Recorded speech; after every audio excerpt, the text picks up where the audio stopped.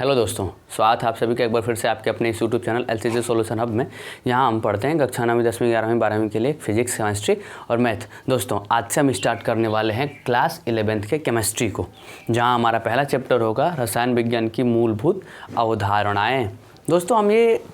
दोस्तों सभी कक्षाओं के लिए सारी क्लासें चल रही हैं। क्लास 9th के लिए भी साइंस पढ़ रहे हैं, क्लास 10th के लिए भी साइंस पढ़ रहे हैं, क्लास 12th के लिए भी फिजिक्स और केमिस्ट्री दोनों की क्लासें चल रही हैं। जबकि आज से हम क्लास 11th की केमिस्ट्री की भी क्लास यदि स्टार्ट कर लें तो आपकी भी दोनों क्लासें स्टार्ट हो जाएंगी। क्लास 11th की फिजिक्स वाली क्लास तो चली रही है, साथ साथ में क्लास 11th की केमिस्ट्री की भी क्लास आज हम स्टार्ट करने वाले हैं।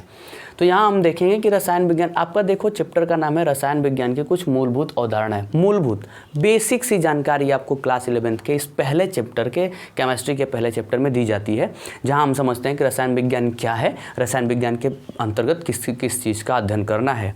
तो हम यदि केमिस्ट्री पढ़ना स्टार्ट करते हैं, केमिस्ट्री यदि हम स्टार्ट करते हैं तो केमिस्ट्री को स्टार्ट करने से पहले हमें ये समझना पड़ता है कि केमिस्ट्री है क्या। क्लास 11th रसायन विज्ञान होता क्या है दरअसल। अभी तक आप 10वीं में थे तो बस आपको रटा दिया जाता था कि ये रट लो, आप रट करके पूरा पास आउट कर लेते थे परीक्षा। लेकिन जैसे आप क्लास 10th से 11th में आ जाते हो तो एक प्रॉपर सिलेबस बन जाता है, एक अलग सिलेबस बन जाता है केमिस्ट्री। तो इस केमिस्ट्री के अंतर्गत अब आपको रटने वाली कहानी नहीं यूज़ करनी पड़ती है, अब आपको सारी बातें समझनी पड़ती है, सारी बातें दिमाग में रखनी पड़ती है। तो हम स्टार्ट यदि क्लास करने वाले हैं तो क्यों ना बेसिक से स्टार्ट करें, जिससे आपका बेस ही मजबूत होता चले, तो आगे आने वाली क्लास में, आगे आने वाली परीक्षाओं में आप पूरा टॉप कर सको। तो हम समझते हैं सबसे पहले केमिस्ट्री की डिफिनीशन क्या होती है। ये जो रसायन विज्ञान है ना, आप ऐसा समझो, रसायन विज्ञान हम समझते हैं रसायन विज्ञान की परिभाषा क्या होती है। रसायन विज्ञान की वह शाखा है जिसके अंतर्गत द्रव्य का निर्माण, द्रव्य का गुणधर्म, द्रव्य का निर्माण, उसका गुणधर्म, उसकी संरचनाएं तथा परस्पर क्रियाओं का अध्ययन किया जाता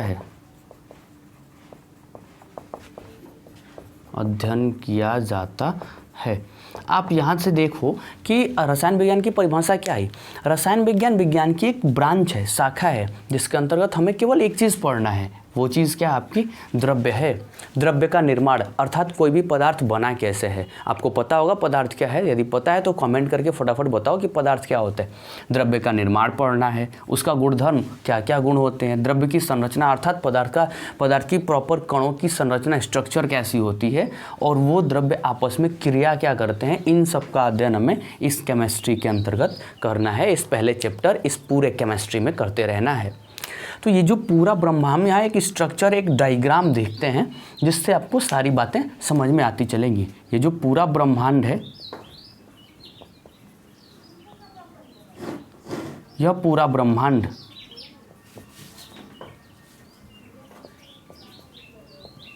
दो चीज़ों से मिलकर बना है। पहला क्या? द्रव्य, या इसको आप कह सकते हो पदार्थ, और दूसरी बात क्या? ऊर्जा। बस आपको इन्हीं दोनों बातों का अध्ययन करना है कि जो पूरा ब्रह्मांड है ना, पूरा ब्रह्मांड दो चीज़ से मिलके बना है, द्रव्य और ऊर्जा। तो हमें इस पूरे चैप्टर में क्या पढ़ना है आपको? बस द्रव्य पढ़ना है, ऊर्जा हम अगले एक्सरसाइज में अध्ययन करते रहेंगे। जबकि इस पूरे चैप्टर में द्रव्य पढ़ना है। तो इस पूरे पदार्थ को दो रूप में बांट दिया जाता है। पदार्थ को बांट दिया गया दो रूप में। पहला आपका जो आया वो आधार बनाया गया। अब आप देखो, ये जो पदार्थ है, मान लो आप ये मार्कर हमने ले रखा है, ये मार्कर की बाहरी वाली सतह है, इसके अंदर मैंने एक रिफिल भर रखा है। तो यदि बाहर अध्ययन करते हो तो उसको कहते हो फिजिकल। ध्यान रखिएगा, बाहर अध्ययन करते हो तो क्या बोलोगे उसको? फिजिकल। लेकिन इसके अंदर जो रिफिल भर के रखा है, उस रिफिल का अध्ययन करोगे तो वो रिफिल कहलाता है केमिकल। तो पदार्थ का दो रूप में बंटवारा कर दिया आपने, फिजिकल कर दिया, भौतिकी कह सकते हो आप आसानी से, भौतिकी वर्गीकरण कर दिया गया, वर्गीकरण, और एक बनाया गया रासायनिक वर्गीकरण। अब आप देखो कि इस भौतिक वर्गीकरण में बाहर के हिसाब से फिजिकली भौतिकी रूप में भौतिक अवस्था के आधार पर द्रव्य को 3 भागों में बांट दिया गया। पहला आपका निकल के आया ठोस, जिसको आप कहते हो सॉलिड। दूसरा आपका निकल के आया द्रव, जिसको आप लिक्विड कहते हो। और तीसरी आपकी अवस्था हो गई किसकी? गैस की, इसको आप गैस कहते हो। यदि रासायनिक रूप से वर्गीकरण किया गया तो पदार्थ को 2 भागों में बांट दिया गया। आप देखो पदार्थ का जो पहला हिस्सा बनाया गया, इस रासायनिक वर्गीकरण के आधार पर उस पहले हिस्से को बोला गया शुद्ध पदार्थ, जिसको आप कह सकते हो प्योर मेटल या प्योर मैटर। जबकि दूसरा बनाया गया अशुद्ध पदार्थ। अशुद्ध पदार्थ आप इसको इम्प्योर बोल सकते हो, या अशुद्ध पदार्थ को ही नाम दे दिया गया केमिकल के अंदर क्या? मिश्रण, जिसको आप मिक्सर कहते हो। तो रासायनिक रूप में 2 रूप में वर्गीकरण कर दिया गया। पहला हिस्सा बनाया गया शुद्ध पदार्थ, जबकि दूसरा बनाया गया अशुद्ध पदार्थ, या क्या नाम दे दिया गया उसका दोस्तों? मिश्रण। अब आप देखो शुद्ध पदार्थ को फिर से बांट दिया पदार्थ शुद्ध पदार्थ को भी 2 रूप में बांट दिया गया। पहला हिस्सा बनाया गया तत्व और दूसरा बनाया गया यौगिक। आप तत्व को एलिमेंट कहते हो, जबकि यौगिक को कहते हो कंपाउंड। अब आप देखो पहले रासायनिक वर्गीकरण के हिसाब से पदार्थ को 2 भाग में, पहला हिस्सा आपका बन गया शुद्ध पदार्थ, जबकि दूसरा हिस्सा बन गया अशुद्ध या मिश्रण। उसके बाद भी शुद्ध पदार्थ को 2 रूप में, तत्व और कितने में? यौगिक में। फिर तत्व का बंटवारा किया गया और तत्व को टोटल रखा गया 3 हिस्सों में। पहला आपका दिया गया धातु और दूसरा दिया गया अधातु और तीसरा आपका वर्गीकरण किया गया जिसको नाम दिया गया क्या? उपधातु। आप धातु को मेटल कह सकते हो, अधातु को नॉन मेटल कह सकते हो, जबकि उपधातु को सब मेटल कहा जाता है। ठीक है दोस्तों, तत्व को 3 भाग में बांट दिया गया, धातु, उपधातु और फिर क्या? अधातु। ठीक ऐसे ही यौगिक को भी 2 भाग में बांटा गया। पहला हिस्सा बनाया गया कार्बनिक और दूसरा बनाया गया अकार्बनिक। तो आप कार्बनिक को ऑर्गेनिक कह सकते हो, जबकि अकार्बनिक को इनऑर्गेनिक कह सकते हो। अब देखते चलें, हम आगे बात करें मिश्रण की, तो मिश्रण को बस बांट दिया गया 2 हिस्सों में। आपका पहला हिस्सा बनाया गया समांगी मिश्रण, और जब पहला समांगी मिश्रण और दूसरा आप कह सकते हो विषमांगी मिश्रण। आप समांगी मिश्रण को कहते हो होमोजीनस, जबकि होमोजीनस मिक्सर कहते हो, जबकि विषमांगी को आप कहते हो हेट्रोजीनस, हेट्रोजीनस मिक्सर कहते हो। तो आप देखो कि पूरे ब्रह्मांड को बांट दिया गया। अब ध्यान से जरा एक बार में फटाफट रिवीजन कर लेते हैं हम लोग किस प्रकार से बांटा गया। ये आपका ब्रह्मांड है, ब्रह्मांड को 2 भाग में बांट दिया गया, द्रव्य और दूसरी रूप में बांट दिया गया ऊर्जा। तो जबकि हमें यहाँ ऊर्जा तो पढ़ना नहीं है, ऊर्जा तो हमें अगले एक्सरसाइज में पढ़ना है, अगले चैप्टर में पढ़ना है। यहाँ पहले चैप्टर में हमें बस द्रव्य का निर्माण पढ़ना है, पूरे रसायन में हमको द्रव्य पढ़ना पड़ता है। तो ठीक आप देखो कि द्रव्य क्या है, द्रव्य को 2 रूप में बांट दिया गया, एक फिजिकली भौतिक जिसको कहते हो, एक केमिकल के बेस पे।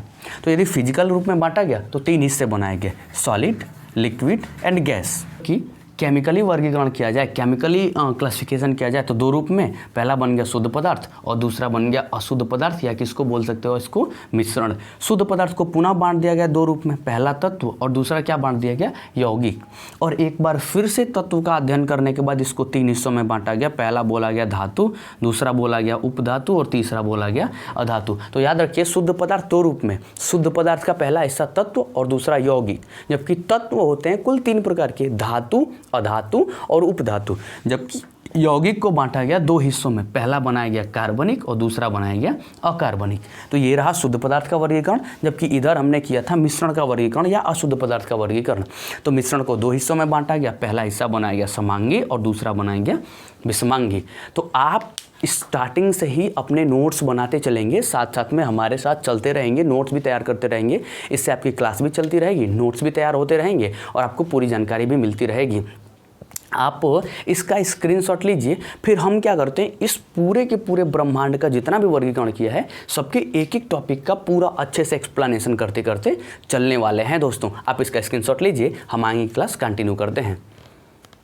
तो इस परिभाषा वाली सीरीज में हमारा पहला टॉपिक होने वाला है द्रव्य या पदार्थ। हम समझेंगे द्रव्य या पदार्थ क्या होता है। आप समझो कि जैसे मान लीजिए कि हम आपको एग्जाम्पल के साथ यदि बताने की कोशिश करें, तो ये हमारे पास एक बुक है। आप एक काम कर लो, इस बुक को ले आकर के वजन कर लो, तौल लो, माप लो, इसका कुछ ना कुछ वजन निकल के आएगा। मान लेते हैं इसका वजन आप कितना है, 200 ग्राम है। सपोज करिएगा इसका वजन कितना है, 200 ग्राम है। और यदि हम इसको इस बोर्ड पे आसानी से चिपका देते हैं, बोल दिया कि हमने इस पे रख दिया, अब आप बोलें कि आप जाके पढ़ाना स्टार्ट करो, तो आप क्या करोगे, जैसे ही लिखते लिखते इधर से आओगे, तो जितना जहाँ पर हमने बुक रखा है वहाँ तो लिख नहीं पाओगे।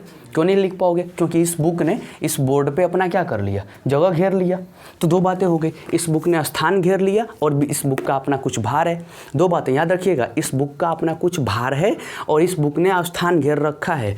तो ऐसी वस्तुएं जिसका अपना कुछ भार होता है, पर्सनल कुछ भार होता है, और जो स्थान घेरता है वो क्या कहलाता है, द्रव्य या पदार्थ कहा जाता है। आप देखो, हम डिफिनीशन इसका नोट कर सकते हैं कि वे पदार्थ,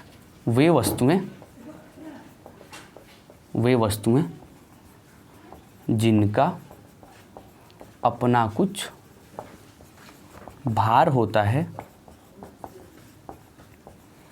तथा जो कुछ स्थान घेरती हैं, द्रव्य कहलाती हैं। तो हो गई इतनी बातें, द्रव्य की परिभाषा मिल गई। आप एग्जाम्पल नोट कर सकते हो। आप एग्जाम्पल, जैसे हम एग्जाम्पल के बारे में बात करें तो मान लो आप क्या करते हो, ऐसे एक प्यारा सा एग्जाम्पल बना लो। जैसे आप अभी छात्र जीवन में हो तो आपको खासतौर पर बुक से रिलेट करना पड़ता है। तो मान लिया हमने ऐसे इसमें एक आपको डायग्राम बना के दिखाया और इसके आगे लिख सकते हैं ये बुक्स हैं, ठीक है। तो आप देखो, इस बुक का दो चीज़ ध्यान रखना है। दो चीज़ क्या ध्यान रखना है कि इसका अपना कुछ भार होगा और ये कुछ क्या करेगा, स्थान घेरेगा। तो आप बताओ, इस बुक को आप अपने टेबल पे ऐसे फैला करके रख देते हो तो ये बुक आपका क्या कर लेता है, स्थान घेर लेता है आसानी से। अब जैसे दूसरा एग्जाम्पल आप बताओ, एक ऐसे नॉर्मली बना लो। दूसरा एग्जाम्पल आप पुटअप कर लो इस पर। आपने ऐसे कर लिया और बीच में ऐसे बना लीजिए आप। हाँ, ऐसा ना कि कोई रास्ते में निकले तो आप इस ईंट से मार करके उसका सर फोड़ दीजिएगा, ठीक है। आप इसमें ऐसे आसानी से लिख सकते हो। ये ईंट है, इसको आप इसको ब्रिक्स लिख सकते हो। बहुत सारी बातें हैं, जैसे आप यहाँ पर आसानी से एक क्यूब बना सकते हो। देखो ऐसे आप ऐसे बचपन में बहुत सारा ऐसे बना के गेम खेला करते हो आप, ठीक है। तो आप ऐसे आसानी से क्यूब बना सकते हो। ये स्थान घेरता है इसका कुछ। तो दो बातें बस ध्यान रखनी है। दो बातें क्या ध्यान रखनी है कि इसका अपना कुछ भार होगा और ये कुछ क्या करेगा, स्थान कवर अप करेगा। तो वो क्या कहलाएगा, आपका द्रव्य या पदार्थ। अब इस पदार्थ का हमने वर्गीकरण किया था, तो पदार्थ को दो रूप में बांटा गया था, एक फिजिकली और एक केमिकल रूप में। भौतिक अवस्था के आधार पर पदार्थ को तीन हिस्सों में बांटा गया। पहला हिस्सा कौन सा, ठोस, दूसरा हिस्सा क्या, द्रव, तीसरा हिस्सा क्या, गैस। तीनों का पूर्ण अध्ययन हम यहाँ करने वाले हैं। हम देखने वाले हैं कि आप बताओ कौन कौन से भौतिक अवस्था के आधार पर क्या बांटे थे, भौतिक अवस्था के आधार पर द्रव्य का वर्गीकरण। आपने बांटने को तो बांट दिया था, तीन हिस्सों में बांटा था ना। पहला हिस्सा क्या बांटा था, भौतिक अवस्था के आधार पर कितने रूप में बांटा था, तीन हिस्सों में। पहला हिस्सा क्या बांटा था, ठोस, जिसको क्या बोलते हो आप दोस्तों, सॉलिड। और दूसरा हिस्सा क्या बांटा था आपने, द्रव, जिसको क्या बोलते हो आप सभी लोग, लिक्विड। और तीसरा हिस्सा हमने बनाया था गैस क्या होता है। तो इन तीन तीन हिस्सों में बांटने को तो बांट दिया, ठोस, द्रव और गैस। लेकिन इनकी परिभाषाएं क्या हो सकती हैं? आप ये ठोस, द्रव, गैस को तो 7वीं 8वीं से पढ़ते आ रहे हो, तो अभी तक तो आपको सारी डेफिनेशन याद हो ही गई होंगी। लेकिन फिर भी हम यहाँ से बेसिक तौर पर स्टार्ट करने वाले हैं। बेसिक तौर पर ये पहला चैप्टर ही कहता है रसायन विज्ञान की मूलभूत अवधारणा में कि आप बेसिक से स्टार्ट करो, इसलिए हमें स्टार्टिंग से चलना पड़ता है। एक एक कदम हम बहुत ध्यान से रखेंगे दोस्तों, जिससे आपकी केमिस्ट्री दावा करता हूँ कि पूरा का पूरा 100% कवर होता रहेगा। ठोस किसको बोलते हो? ठोस वे पदार्थ होते हैं जिसका आकार और आयतन दोनों क्या होते हैं, बता सकते हो? दोनों आयतन और आकार दोनों होते हैं आपके निश्चित। तो ध्यान रखिए, ठोस वे पदार्थ हैं जिनका आकार और आयतन दोनों क्या होता है, निश्चित होता है। द्रव को क्या कह सकते हो? ठोस को तो कह लिया आकार और आयतन निश्चित। द्रव का जरा बताइए, द्रव का आकार क्या होता है? द्रव का आकार होता है अनिश्चित। तो क्या बोल सकते हो आप? द्रव वे पदार्थ है जिनका आकार अनिश्चित होता है, जबकि इसका आयतन क्या होता है? इसका आयतन निश्चित होता है। इसका आयतन कैसा होता है? इसका आयतन निश्चित होता है। जबकि गैस में इसका आकार व आयतन दोनों के दोनों क्या होते हैं दोस्तों? दोनों के दोनों होते हैं अनिश्चित। आप इसका ध्यान रखिए, दोनों के दोनों अनिश्चित होते हैं आपके गैस में। तो तीनों के डिफिनीशन पढ़े। आप डिफिनीशन आसानी से लिख सकते हो। क्या लिख सकते हो? कि ठोस वे पदार्थ होते हैं जिनका आकार और आयतन दोनों क्या होता है, निश्चित होता है। जिसका आकार तो अनिश्चित होता है लेकिन आयतन क्या होता है, निश्चित होता है। गैस किसको बोल सकते हो? गैस वे पदार्थ हैं जिसका आकार और आयतन दोनों क्या होता है, अनिश्चित होता है। कुछ और प्रॉपर्टीज होते हैं, कुछ और गुणधर्म होते हैं। जैसे आप ये कह सकते हो कि ठोस में जितने भी कण होते हैं वो कण एक दूसरे के अत्यंत पास होते हैं। अत्यंत पास होते हैं। ध्यान रखिएगा, कण अत्यंत एक दूसरे के पास होंगे। जबकि द्रव में कण एक दूसरे से ठोस की तुलना में दूर दूर होते हैं। जबकि गैस में जो कण होते हैं, कण वो बहुत ज़्यादा दूर होते हैं, बहुत ही दूर होते हैं। जैसे हम एग्जाम्पल के तौर पर बात करें तो आप एग्जाम्पल पढ़ सकते हो सॉलिड। जैसे मान लो आपने लिख दिया ईंट, आप कुर्सियाँ भी लिख सकते हो, कुर्सी लिख सकते हो। अब द्रव में क्या लिख सकते हो? द्रव में ले लो पानी, सुबह सुबह आपको पीना चाहिए ध्यान से। दूध, तेल भी यूज़ करते हो आप। कौन कौन सा तेल यूज़ करते हो आप अपने बालों में लगाने के लिए? कमेंट करके बताइए। गैस क्या लिख सकते हो? गैस में लिख सकते हो हाइड्रोजन, नाइट्रोजन लिख सकते हो आप। कार्बन डाइऑक्साइड CO2 लिख सकते हो। ऐसे हीलियम लिख सकते हो। बहुत सारे एग्जाम्पल हैं, इत्यादि लिख लो आप। अब जैसे इनके कण एकदम एक दूसरे के पास होते हैं। कैसे? आप इस प्रकार से बना सकते हो। यदि मैं बोलूं कि ये हमारे पास एक ठोस है, तो इस ठोस में जो कण होते हैं, वो जो कणों की संरचनाएं होती हैं वो एकदम एक दूसरे के पास होती हैं। इस प्रकार से कुछ ठोस के कण एक दूसरे से चिपक करके व्यवस्थित रहते हैं। जैसे आप बताओ दोस्तों, ठंडी का जब मौसम चलता है तो एक ही बिस्तर पे 2-3 लोग आसानी से एडजस्ट हो जाते हो। क्यों? क्योंकि यदि आप पास रहोगे तो आपको ठंडी थोड़ी सी कम लगने वाली है। तो ठीक वैसे ही ठोस के कण भी एक दूसरे के एकदम पास में होते हैं। तो ये होती है ठोस की संरचना, ठीक है। जबकि द्रव में भी कण होते हैं, ऐसा नहीं कि द्रव में कण नहीं होते हैं। द्रव में जो कणों की व्यवस्था होती है वो थोड़ी सी दूरी वाली होती है। जैसे बात करें तो द्रव में कुछ इस प्रकार से कण रहते हैं व्यवस्थित, थोड़े से दूर वाले होते हैं। ठोसों की तुलना में इनमें थोड़ा सा बीच में जगह होता है। जबकि बात करें गैस की, तो गैस तो भाई साहब बहुत तगड़ी वाली गर्मी का मौसम चलता है तो एक बिस्तर पर एक ही लोग नहीं अच्छे से हो पाते, 2 लोग तो छोड़ो, अच्छे से हो ही नहीं पाते हैं। जैसे इनमें जो कण होते हैं ना वो बहुत ज़्यादा वाले दूर होते हैं। तो ये होती है आपकी गैस की संरचना। तो हमने लिखा है इस पर कि कण एक दूसरे के बिल्कुल भी पास होते हैं। जबकि द्रव में क्या लिखा? कण ठोसों की तुलना में थोड़ी सी दूरी पर होते हैं। और गैस में तो लिख दिया भाई साहब कि अरे यार ये तो कण बहुत ज़्यादा दूर होते हैं। एक बात और ध्यान रखिए, अब देखो कि यहाँ जो स्थान बना खाली वाला, ध्यान से देख लो आप, बहुत जगह ऐसा रखा है बीच में जितना खाली स्थान बचा है, इन खाली स्थानों को बोला जाता है अंतरा आणविक स्थान। ध्यान रखिएगा, खाली जगहों को अंतराण्विक स्थान कहते हैं। तो आप देखो यहाँ खाली जगह बहुत ही थोड़ा थोड़ा सा है, जबकि यहाँ खाली जगह कितने बहुत ज़्यादा वाले हैं।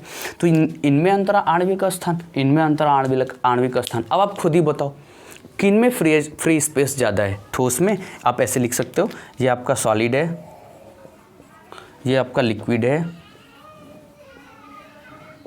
ठीक है, और जबकि ये आपका क्या है, गैस है। तो आप खुद ही देखो कि सॉलिड में स्पेस थोड़ा थोड़ा है, जबकि लिक्विड में स्पेस थोड़ा ज़्यादा वाला है, गैस में स्पेस तो बहुत ज़्यादा वाला है। तो आप ये कह सकते हो कि अंतराण्विक स्थान, आप ये कह सकते हो आसानी से कि अंतराण्विक स्थान के आधार पर यदि स्थानों के आधार पर वर्गीकरण करें तो सबसे ज़्यादा स्थान आपको किस में देखने को मिल रहा है, गैस में। तो कभी कभी हमसे प्रश्न पूछ लेता है कि आप बता दो अंतराण्विक स्थान, इंटरमॉलिक्यूलर स्पेस अंतराण्विक स्थान किस में सबसे ज़्यादा होता है। तो अंतराण्विक स्थान गैस में सबसे ज़्यादा होता है, उससे कम लिक्विड में, और सबसे कम किस में होता है, सॉलिड में होता है। तो दोस्तों हमने इस वीडियो में वर्गीकरण किया है, वर्गीकरण हमने कर लिया फिजिकल के आधार पर, और हमने बांटा था पदार्थ को दो रूप में, फिजिकल के आधार पर और केमिकल के आधार पर। तो आज इस वीडियो में हमने देखा, इस वीडियो में हमने पूरा वर्गीकरण किया, किसके आधार पर, भौतिक अवस्था के आधार पर। तो हम अपनी ये वीडियो यहीं समाप्त करते हैं, लेकिन आपके लिए एक नोटिफिकेशन है कि यदि आप हमारे चैनल पर फटाफट 1000 सब्सक्राइबर पहुँचा देते हो तो आपके लिए हम बिल्कुल भी फ्री लेके आने वाले हैं मैथ की क्लास, और उसके साथ साथ में आपको बाय 1 गेट 1 फ्री के रूप में इंग्लिश की क्लास भी देने वाले हैं। तो देर बस इतनी सी है कि आप जितना जल्दी से जल्दी हमारे इस चैनल पर 1000 सब्सक्राइबर कंप्लीट करा देते हो तो आपके लिए बिल्कुल ही मुफ्त में हम लेके आने वाले हैं मैथमेटिक्स और इंग्लिश की क्लासें। यदि ये सारी क्लासें एक साथ इसी चैनल पर चलने लगे तो फिर आपको कहीं भी जाने की आवश्यकता नहीं पड़ेगी, आप घर बैठे ऑनलाइन हमारे इस चैनल के माध्यम से अपनी सारी स्टडी को कंप्लीट कर सकते हो, वो भी विद द नोट्स। तो दोस्तों आप बस इस वीडियो को, हमारे इस चैनल को अपने दोस्तों के साथ शेयर करते रहिए, जिससे आप भी पढ़ते रहो, आपके दोस्त भी पढ़ते रहें, और साथ साथ में हमें थोड़ा सा उत्साह भी मिलते रहे। और आप एक बात थोड़ा सा कम कर दे रहे हो कि यदि इस क्लास को आप अच्छे से समझ पाते हो तो आप साथ में कमेंट करते चलिए, जिससे हमारा भी हौसला बनता रहे कि हाँ हमारे बच्चे पढ़ने में एक्टिव दिख रहे हैं, उनको कुछ ज्ञान प्राप्त हो रहा है। तो दोस्तों हम आज की अपनी ये वीडियो यहीं समाप्त करते हैं, इस वीडियो को हम यहीं समाप्त करते हैं, मिलेंगे हम अगली क्लास में। लेकिन याद रखिए दोस्तों 1000 सब्सक्राइबर, मैथ और इंग्लिश दोनों की क्लास, आज से आपकी फिजिक्स और केमिस्ट्री दोनों चल रही है। 1000 जल्दी से जल्दी पहुंचा दो, उसके बाद हम फिजिक्स और केमिस्ट्री के साथ साथ मैथ और इंग्लिश की भी क्लास चलाएंगे। फिर आपको चारों के चारों सब्जेक्ट बिल्कुल भी मुफ्त मिलने वाले हैं, मात्र एक चैनल पर। चैनल का नाम LCC सॉल्यूशन हब, याद रखिएगा। तो दोस्तों हम अपनी क्लास ओवर करते हैं, मिलते हैं अगली क्लास में। जय हिंद।